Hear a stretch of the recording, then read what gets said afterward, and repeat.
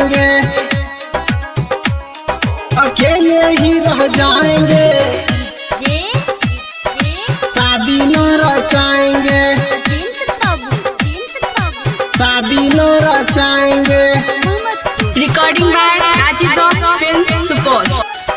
हम कहते हैं शादी न करेंगे, पापा जी कहते हैं कर लो ना, ठीक है। हम कहते हैं शादी न करेंगे, पापा जी कहते हैं कर लो ना, शादी करके फंसाएंगे, झगड़ा झोल उठाएंगे, ठीक है। शादी करके फंसाएंगे, झगड़ा झोल उठाएंगे, ठीक है। ऐसे ऐसे बात भइल, डैड भी लाचार भइल, ठीक है। ऐसे ऐसे बात भइल, डैड भी लाचार भइल, बाता बाती करके सबसे विचार भइल, ठीक है। शिकायत कई बार भइल, दिल में दरार भइल, हमरा खातिर पापा जी के इंसल्ट कई बार भइल, ठीक है। मानेंगे बात हम अपने ही मन के, ककरो बात न मानेंगे, ठीक है।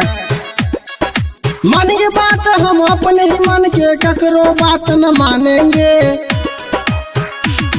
अकेले ही रह जाएंगे, शादी न रचाएंगे, ठीक है। अकेले ही रह जाएंगे, शादी न रचाएंगे, ठीक है। Recording by Rajiv film Supaul. शादी न रचाएंगे, अकेले ही रह जाएंगे, शादी न रचाएंगे।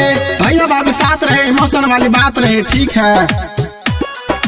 भैया भाभी साथ रहे, इमोशन वाली बात रहे, शादी करावे के सबके विचार रहे, ठीक है।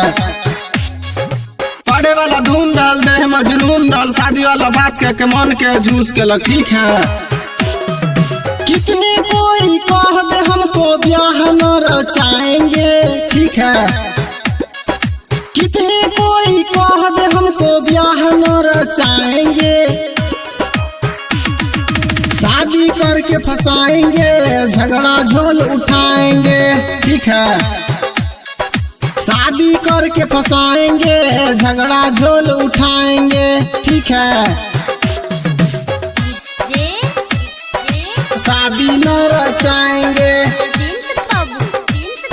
अकेले ही रह जाएंगे, शादी न रचाएंगे। डैड जी साइड जी हो जाए डिवाइड जी, ठीक है। डैड जी साइड जी हो जाए डिवाइड जी, बिया जकराई त बाप से भी लड़ जाए, ठीक है। कहीं को समाज वाले आमी खुशहाल वाले, राजीव नारायण जी के चंदन पर ध्यान वाले, ठीक है। हाय हम खिलाड़ी, ककरो बात न हम मानेंगे, ठीक है। हाय हम खिलाड़ी, ककरो बात न हम मानेंगे,